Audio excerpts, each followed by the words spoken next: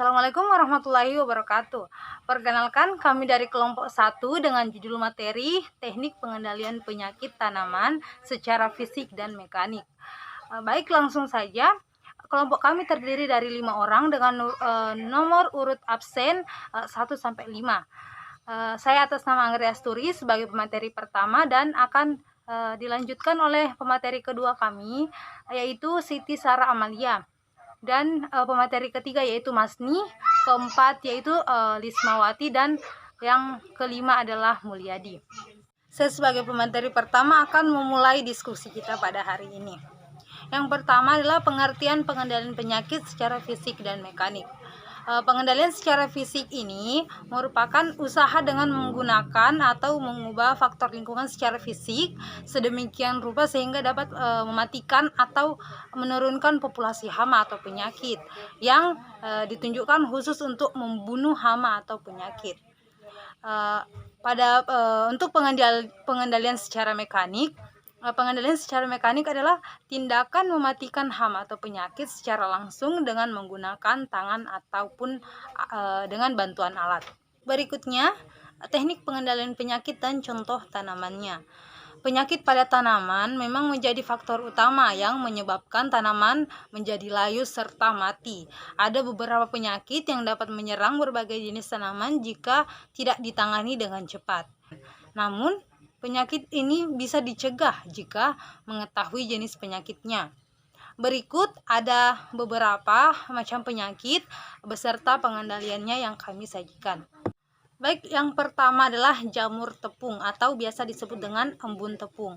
Nah, jamur tepung ini meninggalkan lapisan putih berdebu pada daun, batang maupun bunga. Hal ini disebabkan oleh tentu saja disebabkan oleh jamur. Biasanya penyakit ini dialami oleh beberapa tanaman seperti pada gambar di atas adalah terdapat pada tanaman anggur. Kita bisa lihat pada gambar di samping itu lapisan putih pada yang berada di atas daun itu adalah disebabkan oleh jamur tepung. Untuk pengendaliannya, yang pertama itu kita bisa mengambil dan menghancurkan daun yang terinfeksi untuk menghentikan penyebaran spora. Yang kedua, berikan tanaman drainase yang baik dan buat sirkulasi udara yang cukup. Yang ketiga, hindari penyiraman dari sisi atas pada malam hari. Penyiraman sebaiknya dilakukan pada pagi hari agar membiarkan dedaunan mengering sebelum malam. Untuk menghindarinya, kita bisa menyemprotkan dengan larutan baking soda atau dan air. Pengendalian secara mekanis untuk tanaman ini adalah memetik semua daun-daun yang terinfeksi cendawan penyebab penyakit embun tepung. Meskipun cara ini tidak efisien dan efektif, karena bisa saja daun yang kita petik itu jamurnya tercecer atau terbawa angin, dan itu akan lebih fatal lagi karena menyebabkan tanaman lain yang jaraknya agak jauh menjadi terinfeksi juga. Baik, mungkin cukup sekian dari saya. Materi selanjutnya akan dilanjutkan oleh Saudari Siti Sarah Amalia. Sekian, wassalamualaikum warahmatullahi wabarakatuh. Assalamualaikum warahmatullahi wabarakatuh. Perkenalkan, nama saya Siti Sarah Amalia, NIM A01200002. Baiklah, di sini saya akan melanjutkan pemaparan dari pemateri sebelumnya. Di sini saya akan menjelaskan tentang penyakit jamur berbulu pada daun kubis. Jamur berbulu ini disebabkan oleh organisme mirip jamur dan memengaruhi banyak tanaman seperti anggur, selada, brokoli, dan kembang kol. Jamur ini sering terjadi selama cuaca basah dengan menyebabkan bagian atas daun berubah warna, sedangkan bagian bawah jamur berkembang dengan warna putih dan abu-abu. Adapun pengendaliannya yaitu jamur berbulu bisa diatasi dengan membuang dan menghancurkan daun yang terinfeksi atau seluruh tanaman jika jamur berbulu sering terjadi. Hindari penyiraman di malam hari agar tidak menyebabkan jamur berbulu ini berkembang biak. Sekian, wassalamualaikum warahmatullahi wabarakatuh. Bismillahirrahmanirrahim. Assalamualaikum warahmatullahi wabarakatuh. Perkenalkan, nama saya Masni, NIM A01200003. Saya akan melanjutkan materi dari pemateri sebelumnya, yaitu 3 penyakit bintik hitam pada tanaman bunga mawar. Black spot atau bintik hitam merupakan penyakit jamur yang biasa ditemukan pada bunga mawar serta buah lainnya. Walaupun tidak langsung membunuh tanaman, bintik hitam ini melemahkan dan membuat rentan terhadap penyakit lainnya. Bintik hitam akan berkembang biak dalam cuaca sejuk serta lembab. Biasanya, bintik hitam muncul dengan ukuran kecil di daun yang mulai menguning dan akhirnya menyebabkan daun rontok.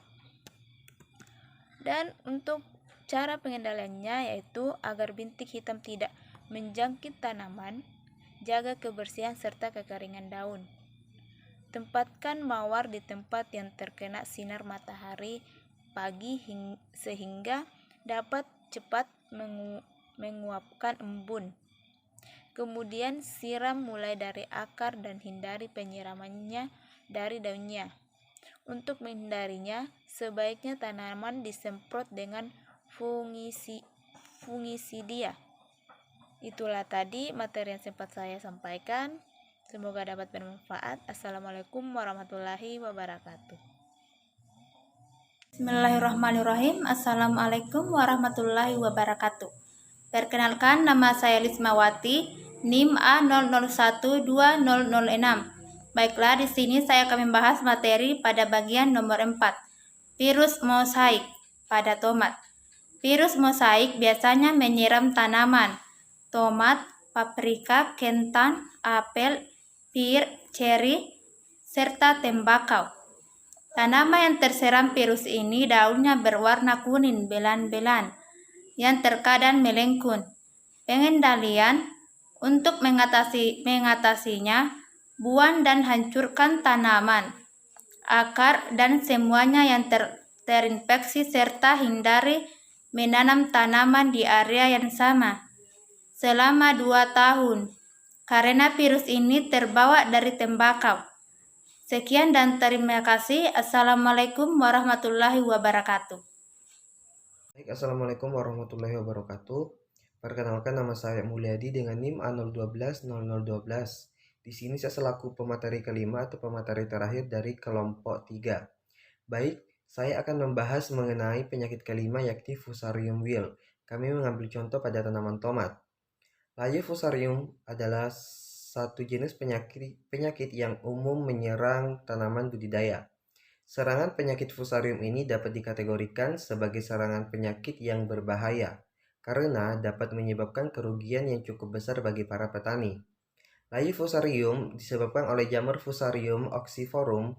Jenis jamur ini adalah jenis jamur yang patogen atau merugikan bagi tanaman budidaya. Jamur Fusarium oxysporum dapat bertahan di dalam tanah dalam jangka waktu yang sangat lama.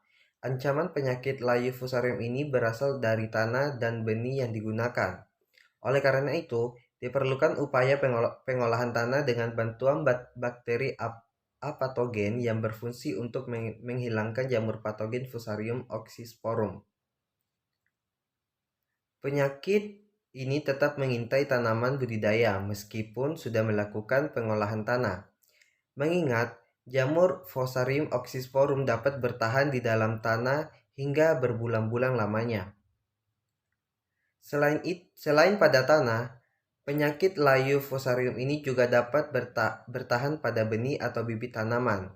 Hal ini dikarenakan spora jenis jamur ini dapat bertahan dan kembali berkembang dalam kondisi lingkungan lembab dan mendukung.